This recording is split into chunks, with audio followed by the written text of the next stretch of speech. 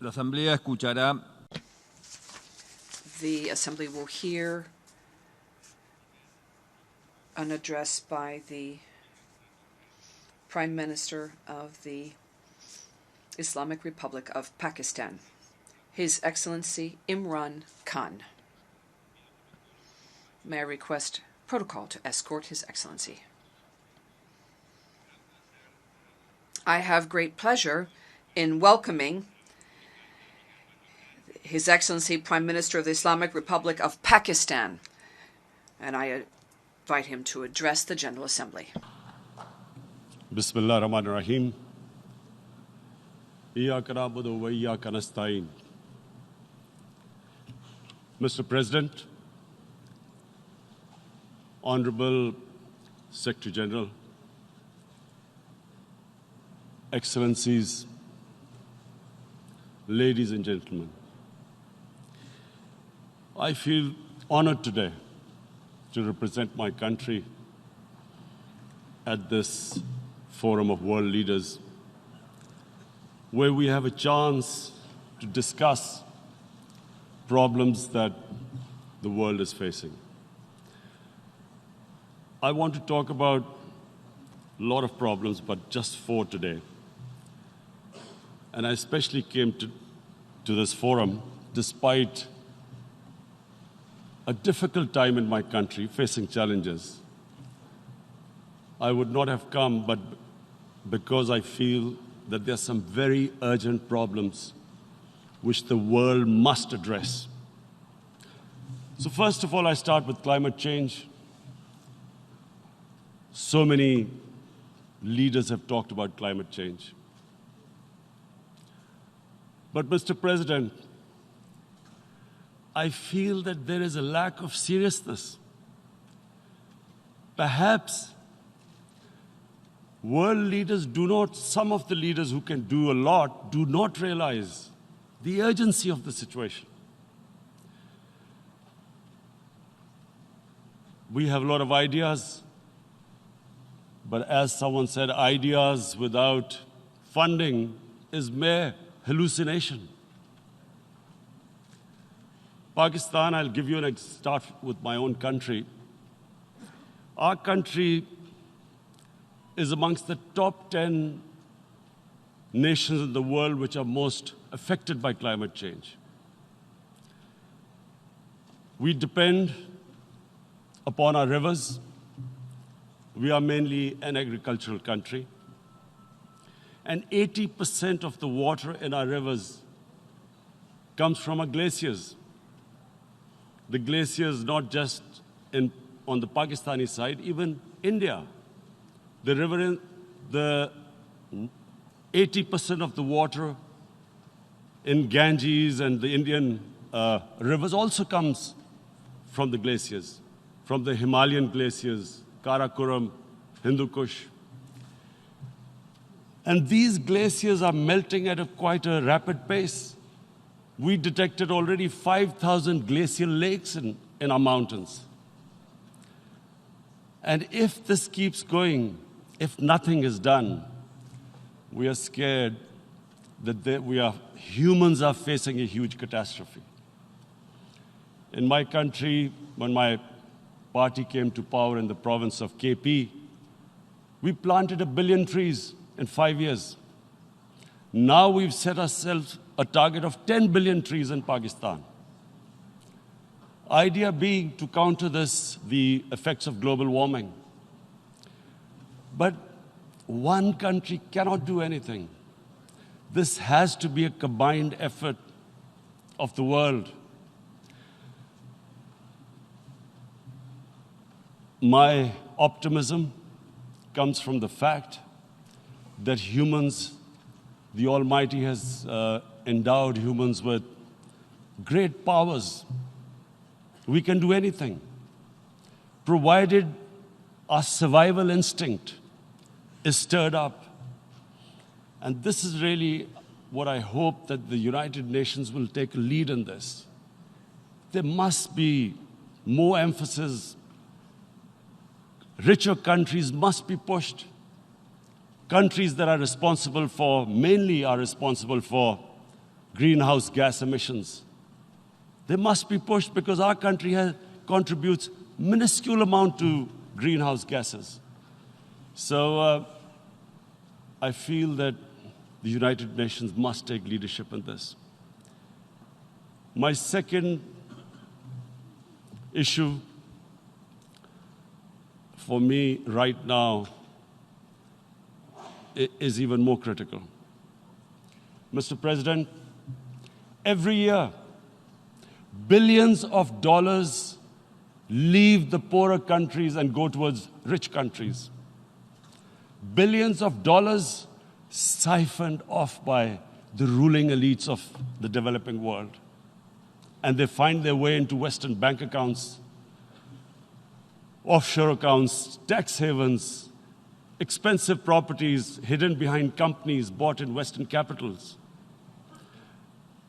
Mr. President, this is devastating the developing world. This is causing more poverty, debts.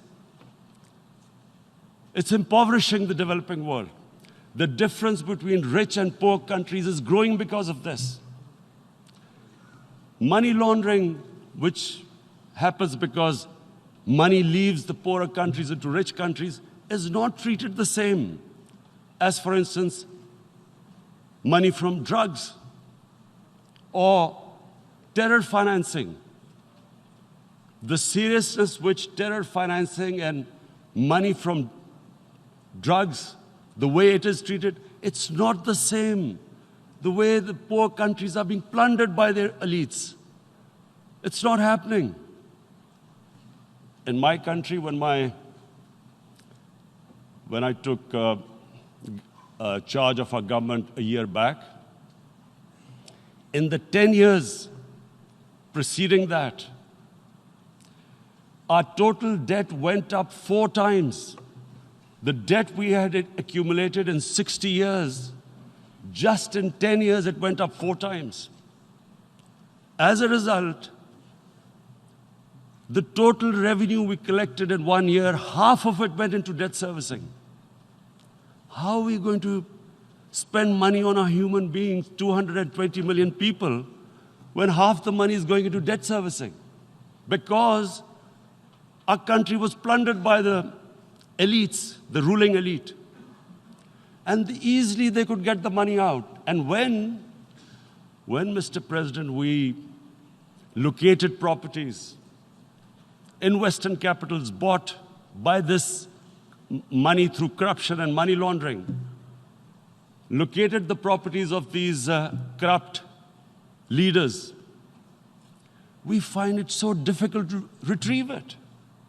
That money, if we retrieved that money, we could spend on our human beings. But it's so difficult. The laws protecting these criminals. We do not have the sort of money to have expensive lawyers and spend millions and millions of dollars. We need help from the rich countries. And, Mr. President, it's critical. The rich countries must show political will. They cannot allow this to happen.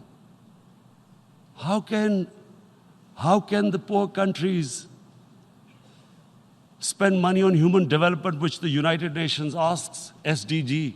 How are we going to do it when this money can easily leave our countries? So, unless the rich countries intend to build walls to stop economic refugees coming as we see right now, they must take action. They must take action now. It must be a deterrent. Corrupt ruling elites should not be able to take money out easily and park it into foreign bank accounts and into these properties abroad. And I never understand why. Why do we have these tax havens? Why is this allowed? Why shouldn't rich people pay taxes? Why is it legal to have these tax havens where you have these secret accounts? Because, the world is changing. The population of the world is growing. Sooner or later, you're going to have a crisis if the poor get poorer and the rich get richer. There is going to be a crisis sooner or later. So this is my second point. I hope that the United Nations takes a lead in this. It involves the IMF, the World Bank, Asian Development Bank. They must find a way of stopping this plunder of the developing world. My third point is Islamophobia. There are 1.3 billion Muslims in this world. There are millions of Muslims living in other countries, European countries, and the US as minorities. Islamophobia, since 9/11, has grown at a pace where it is alarming. Human communities live together. There should be understanding amongst them. But Islamophobia is creating a division. Muslim women wearing hijab, it's become an issue. It's become an issue in some countries. Hijab is some sort of a weapon. A woman can take off her clothes in countries, but she can't put on more clothes. How is this happening? Because of Islamophobia. And how did this Islamophobia start? After 9/11. And why did it start? Because certain Western leaders equated terrorism with Islam. Islamic terrorism. Radical Islam. What is radical Islam? There is only one Islam. And that is the Islam we follow of Prophet Muhammad sallallahu alaihi wasallam. There is no other Islam. Radical Islam, Islamic terrorism, what message did they send to people in the West? And why is there Islamophobia? How is a person in New York, in the Midwest, in the US, in European capital, how is he going to distinguish between who is a moderate Muslim and who's a radical Muslim? Because terrorism has nothing to do with any religion. This Islamic terrorism, Islamic radicalism, and sadly used by leaders, this has been the main reason for this Islamophobia. And it has caused pain amongst Muslims. We in Muslim countries watch this Islamophobia traveling abroad, and it's getting worse. And may I just say, Mr. President, that in European countries, it is marginalizing Muslim communities. And we all know that marginalization leads to radicalization. Some of the people who ended up as militants in Syria and other places were from marginalized Muslim communities. And my point here is that we must address this issue. I'm sad to say that we Muslim leaders have not addressed this issue either. After 9/11, when this thing came about war against radical Islam, rather than Muslim leaders trying to explain to the West that there is no such thing as radical Islam, in all human communities, they are radicals. They're liberals and rest are moderate. All human communities, Christians, Jews, everyone has it. But Islam is not radical, neither Judaism, neither Christianity, neither Hinduism. No religion preaches radicalism. The basis of all religion is compassion and justice, which differentiates us from the animal kingdom. But unfortunately, the Muslim leadership was so scared of being called radical Islam that all of them became moderates. In Pakistan, we were in the eye of the storm, and our government coined a phrase called enlightened moderation. No one knows what it meant. But everyone started putting on Western suits that they were moderates, started speaking. Even those who didn't know English would speak English because they were moderates. No one had a clue what it was. Because we, in the Muslim world, did not explain to the West that there is no such thing as radical Islam. One of the reasons why after 9/11, Islam was supposed to be equated with terrorism was suicide attacks. Because the 9/11 bombers did a suicide attack, all sorts of theories came up that the Muslims are involved in suicide attacks because they will get virgin in heavens. Some came up with, what about women, suicide attackers? So this bizarre thing happened. No one explained. Suicide attacks and Islam were equated. No one did research that before 9/11, the majority of suicide attacks in the world were by Tamil Tigers, who were Hindus. No one blamed Hinduism, and quite rightly. What has Hinduism got to do with what desperate people were doing in Sri Lanka? We all know we've seen films about Japanese kamikaze pilots at the end of the Second World War doing suicide attacks. No one blamed the religion. But here we were trying to prove we were moderates and not explaining to the West.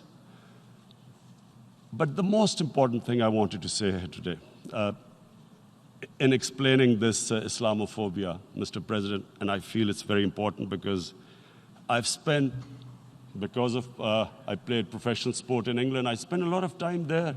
So I know how the Western mind works and how West views religion. So where the misunderstanding about Islam came. And one of the reasons it caused Islamophobia. That was, in 1989, this book was published, maligning, insulting, ridiculing our Prophet Muhammad sallallahu alaihi wasallam. And there was a reaction in the Muslim world. The West couldn't understand what was the problem. Because in the West, because I have spent so much time in the West, religion is perceived completely differently. They don't look upon religion like we do. And so, Islam was supposed to be an intolerant religion. It was against freedom of expression. And Islam took a real beating 30 years ago. I still remember it became a watershed. And every 2 or 3 years, someone would malign our Prophet, peace be upon him. There would be a reaction by the Muslims. And again, it was Islam, an intolerant religion. Again, this time,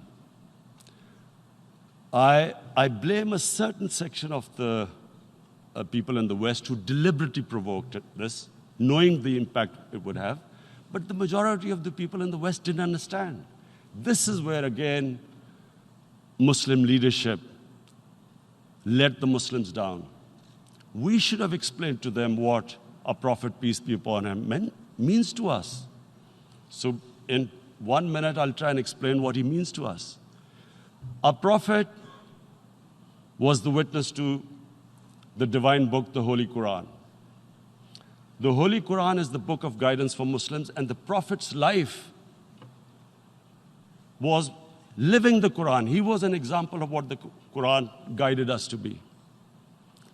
So he is the ideal we all try to get to. The Prophet created the state of Medina, the first state in Islam. That state was the basis of a Muslim civilization which became the predominant civilization for the next 700 years. And what was that state? I hear such strange things about Islam, that it is against women, it's against minorities.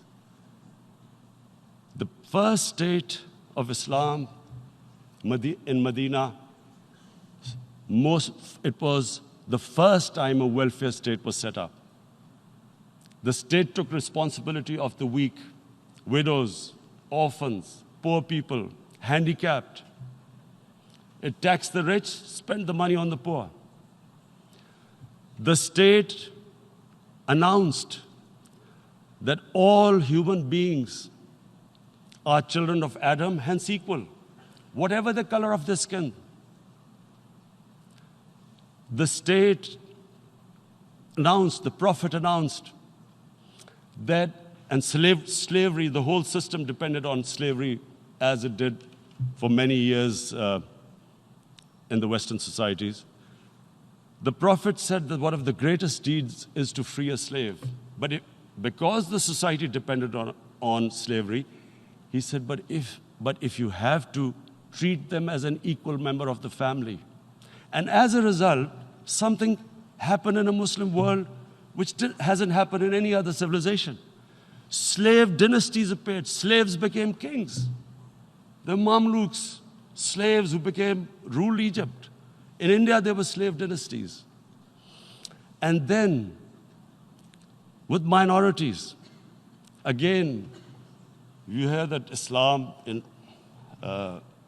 is supposed to be against minorities. Let me just make this clear.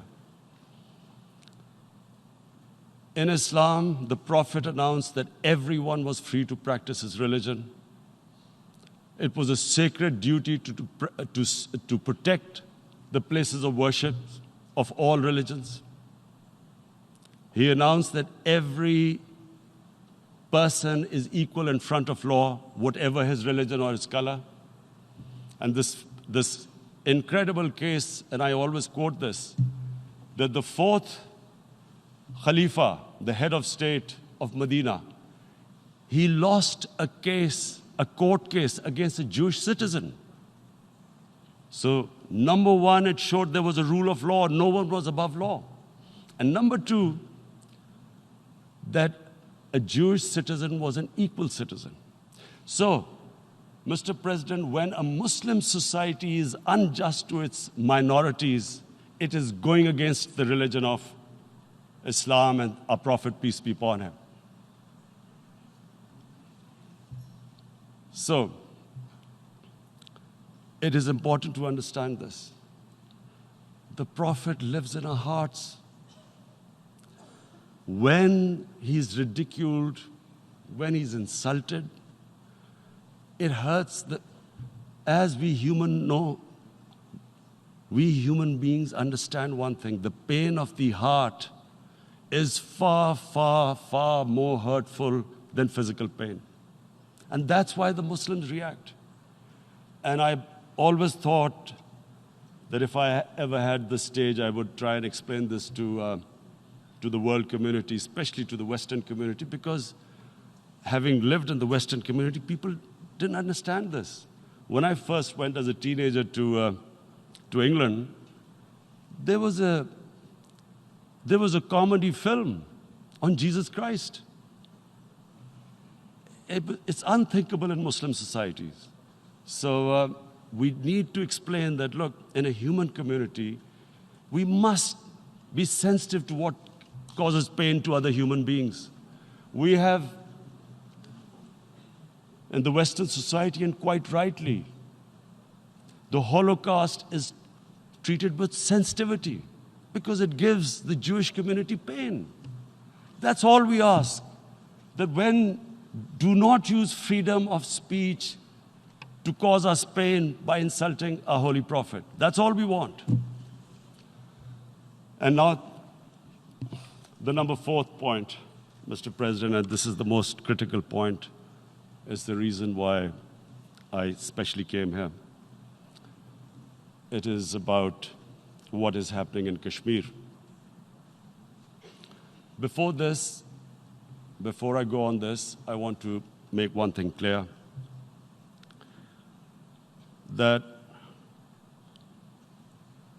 when we came to power, my first priority was that Pakistan would be a country which will try its best to bring peace.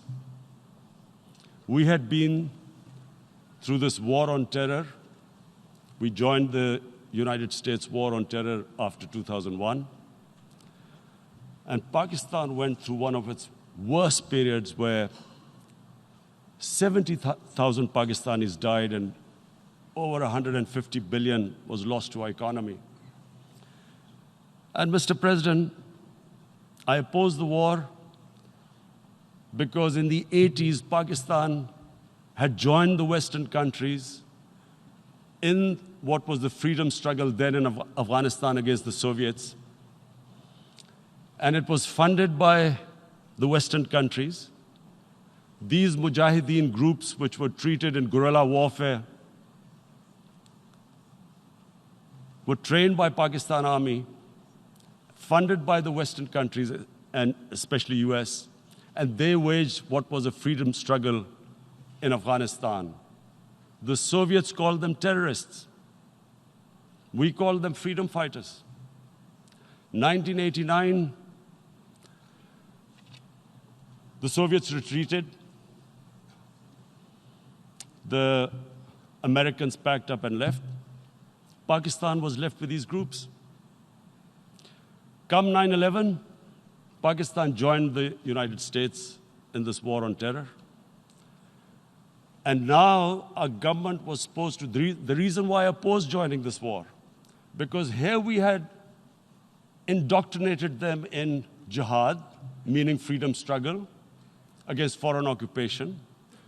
Now, because we had joined the US, and the US had occupied Afghanistan, now we were supposed to tell them that, no, this is not freedom struggle and jihad, it's terrorism.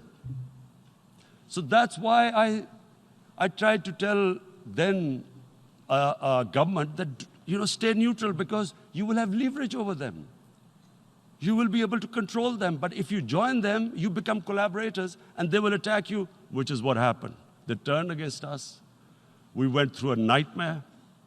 70,000 people killed in a war we had nothing to do with. No Pakistani was involved in 9/11.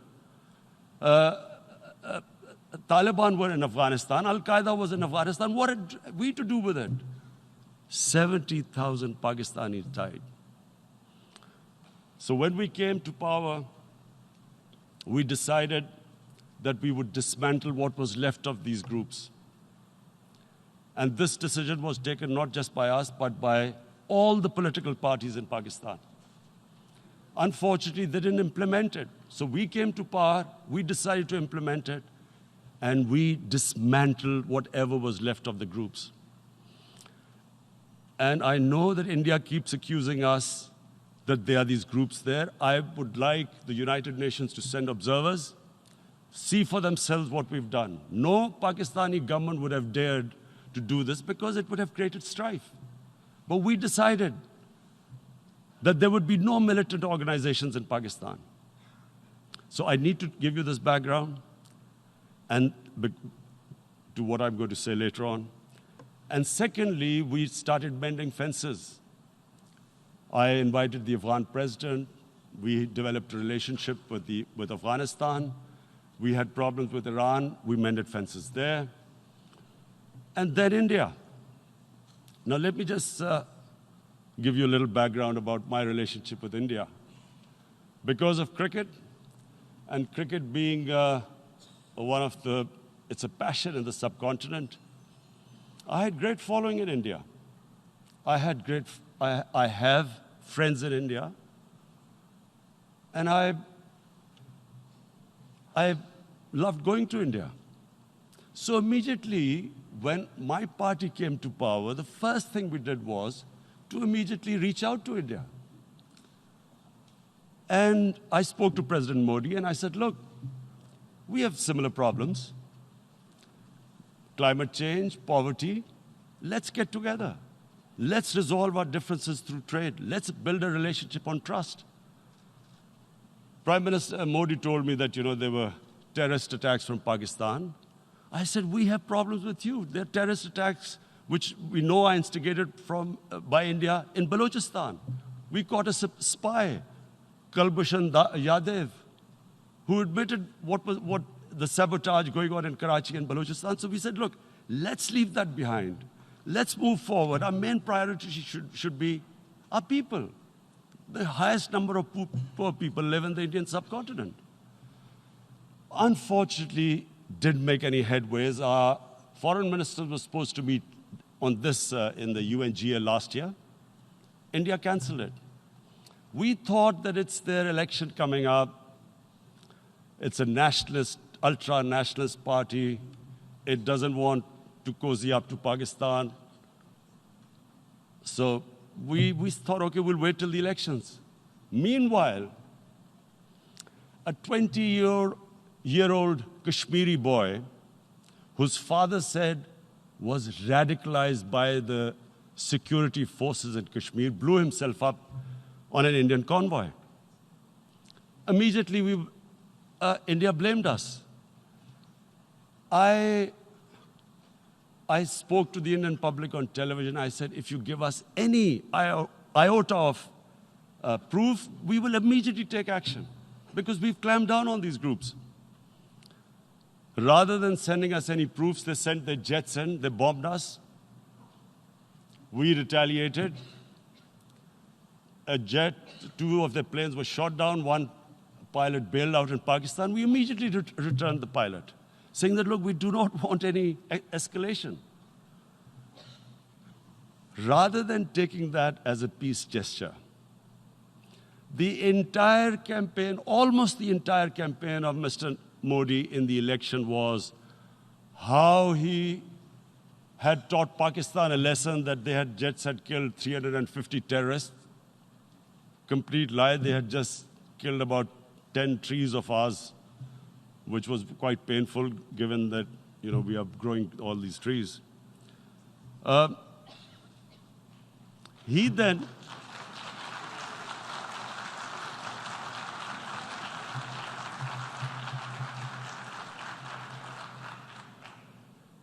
the election campaign, Mr. Modi used words like, this is just a trailer, the movie is about to start. I went into Pakistan and taught them a lesson. This was the election campaign. Okay, so we thought, us politicians make all these statements to win elections. So, okay, after elections, we'll get back to our normal relationship. Well, the moment the elections ended, we approached India, no response, but then we discovered they were trying to push us in the FATF blacklist to bankrupt us. That's when we realized there was an agenda. And that agenda became obvious on the 5th August when India went against 11 United Nations Security Council resolutions, which say that Kashmir is a disputed territory and the people of Kashmir have the right of self-determination. They went against that. They went against Simla Accord, which is about bilateral, sorting out our differences through bilateral means, went against that. They actually went against the Indian Constitution. Illegally, they revoked Article 370, which gave Kashmir the special status. They got an extra 180,000 troops there. Total number of security forces in Kashmir now are 900,000. And they put 8 million people of Kashmir under curfew.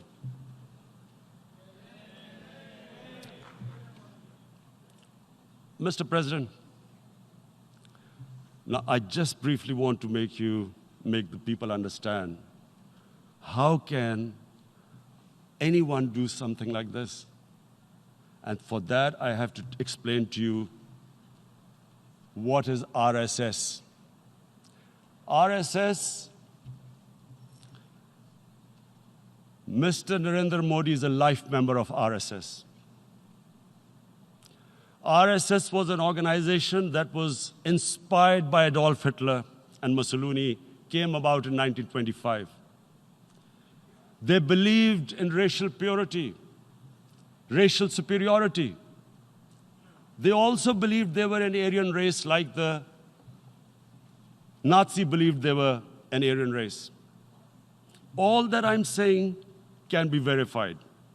This is the time of information revolution. You can Google all this, what I'm saying. But it is very important for me to explain this to you so you know what is happening in India.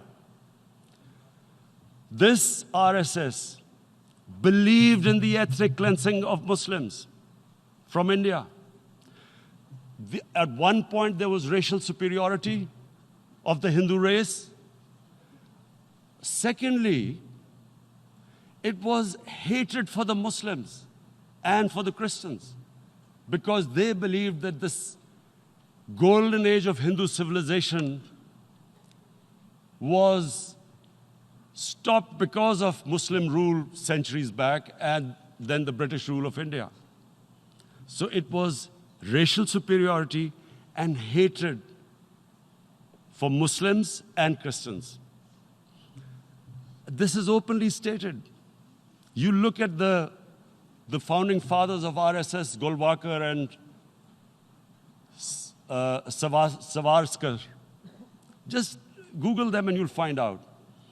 And this ideology of hate is what murdered the great Mahatma Gandhi in 1948. It was this ideology of hate that made Narendra Modi in 2002 do a pogrom against Muslims in Gujarat when he was the chief minister. He allowed 3 days for these RSS goons who were inspired by the Hitler brown shirts. They actually wear brown shirts. This RSS, the Congress Home Minister gave a statement that in RSS camps, terrorists are being trained. And these terrorists butchered 2,000 Muslims and 150,000 Muslims were made homeless. Narendra Modi could not travel to the US because of that. And I need to make you understand this background before I explain to you that what sort of a mindset would lay siege to 8 million people with 900,000 troops. Women, children, sick people, locked in as animals. In fact, of what I know of England, if 8 million animals were locked in, the RSPCA would have made a lot of noise about it. These are human beings.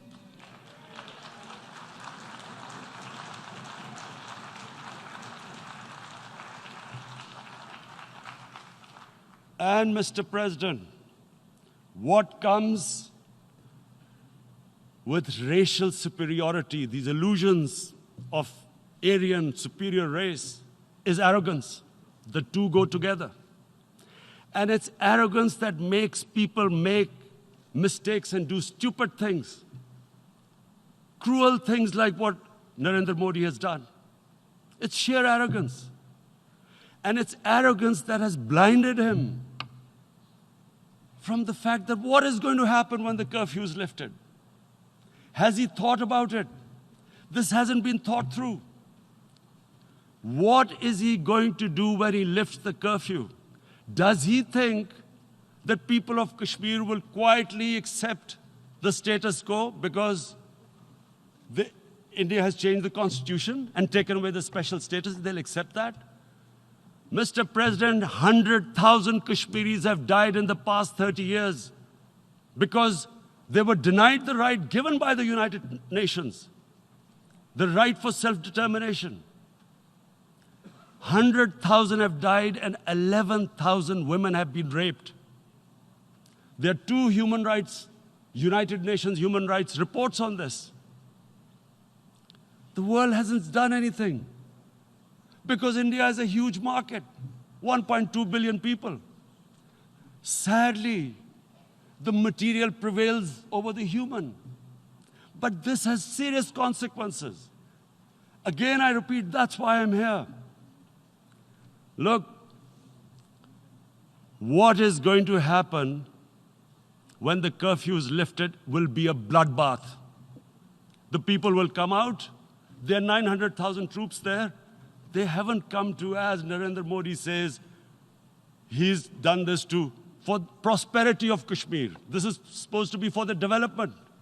These 900,000 troops, what are they going to do when they come out? There'll be a bloodbath. Has he thought it through what happens then? Mr. President, has anyone thought that what happens when there is a bloodbath? What do you think the impact will have on people of Kashmir? What do you think they will think? The way they have been boxed in their houses, treated like worse than animals, no rights. Thousands of all the political leadership has been arrested, taken out of Kashmir. Even those Kashmiri leaders who were pro-India have been taken out. 13,000 boys have been picked up and taken to God knows which destinations. So what do they think? What will the people of Kashmir do when they lift the curfew?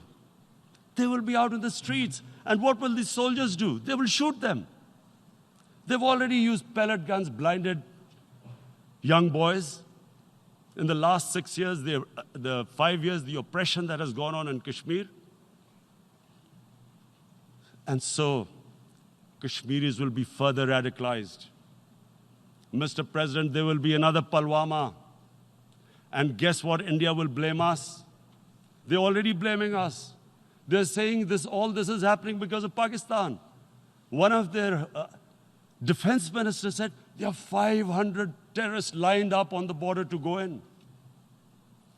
Why would Pakistan send 500 terrorists when there are 900,000 troops? What impact are they going to make? What will they do? And don't we know that the moment there is some terrorist attack, all that will happen is there'll be further cruelty and oppression of the people of Kashmir. We will just give the 900,000 troops to further crush the people of Kashmir. And then we'll give the Indian government an excuse that, look, Pakistan is a terrorist state, and this mantra that has gone on, Islamic terrorism. The moment you use this catchword, Islamic terrorism, the whole world turns away. No one talks about human rights. You can do whatever you want, which is what has happened in Kashmir, because they keep using this word, Islamic terrorism. And this is what they're doing right now. What do we benefit from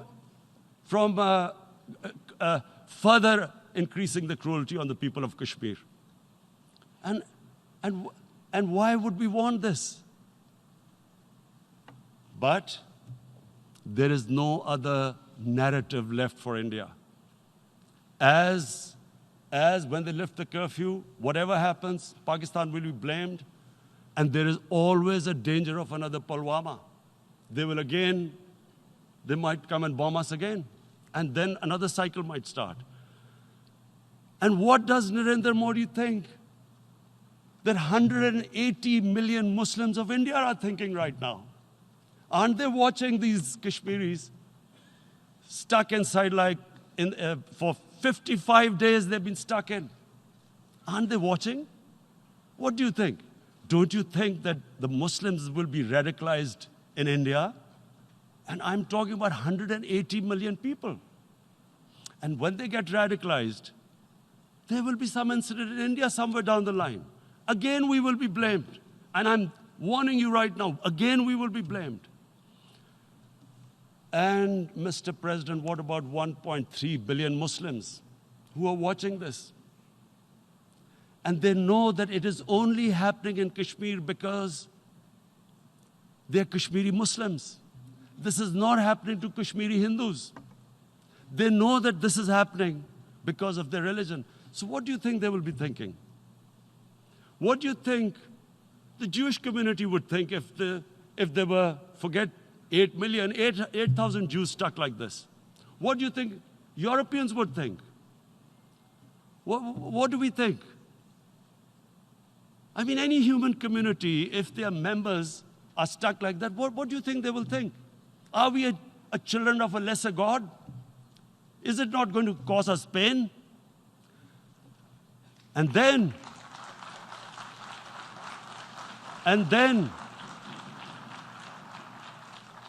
I'll tell you what will happen. People will, in the 1.3 billion Muslims, someone will pick up arms. I know we've been brought up with films, Western films. This good, decent guy doesn't get justice. he decides to pick up a gun and start seeking justice. There was a film made in New York, famous film called Death Wish. This guy gets mugged by and his family, his wife gets killed or something. He can't get justice. He picks up a gun and he goes around shooting muggers. And the whole cinema cheers him on. So what do you think the Muslims are thinking right now? If there is a bloodbath, there will be Muslims becoming radicals, not because of Islam, but because of what they will see, that there's no justice when it comes to Muslims. There were Rohingya Muslims, Myanmar, who are, God knows, almost 1 million people out, ethnic cleansing. What was the response of the world community? So what do you think will be the response of 1.3 billion Muslims? I picture myself. I'm in Kashmir. I've been locked up for 55 days. I have heard about, and there are rapes, Indian Army going into homes, soldiers. Would I want to live this humiliation? Would I want to live like that?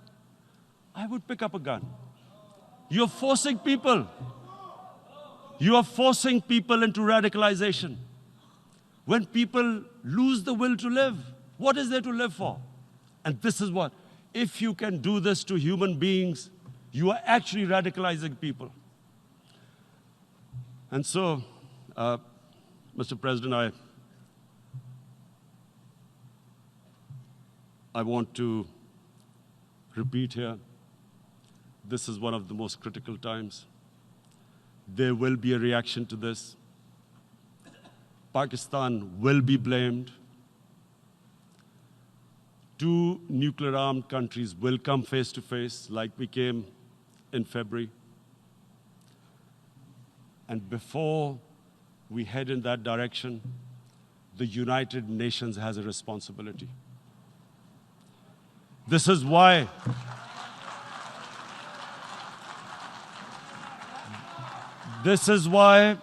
the United Nations came into being in 1945. You were supposed to stop this happening. I feel we are back to 1939, Munich.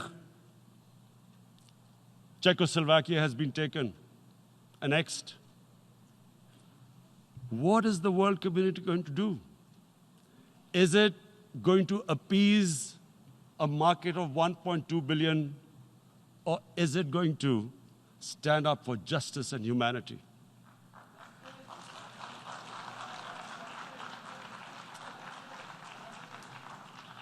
If this goes wrong, you hope for the best, but be prepared for the worst.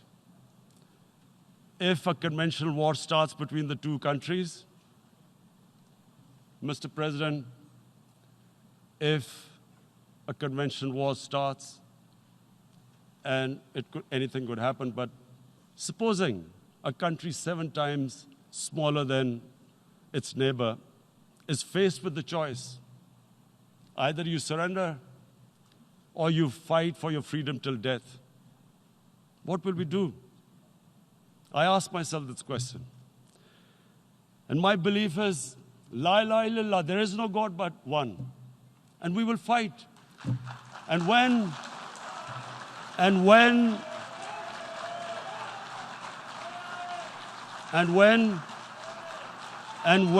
a nuclear-armed country fights to the end, it will have consequences far beyond the borders. It will have consequences for the world, which is why I repeat I'm here. Because I'm warning you, it's not a threat. It's a fair worry that where are we headed? And I've come here to tell the UN, you've got to, this is a test for the United Nations. You are the one who guaranteed the people of Kashmir the right of self-determination. They are suffering because of that. And this is the time. This is the time not to appease like in 1939 appeasement took place. This is the time to take action. And number 1 action must be that India must lift this inhuman curfew, which has lasted for 55 days. It must free all political prisoners, and especially those 13,000 boys that have been picked up. Parents don't know where they've disappeared. And then the world community must give the people of Kashmir their right of self-determination. Thank you. En nombre de la Asamblea General agradezco. On behalf of the General Assembly, I would like to thank His Excellency, the Prime Minister of Pakistan, and I ask protocol to escort His Excellency.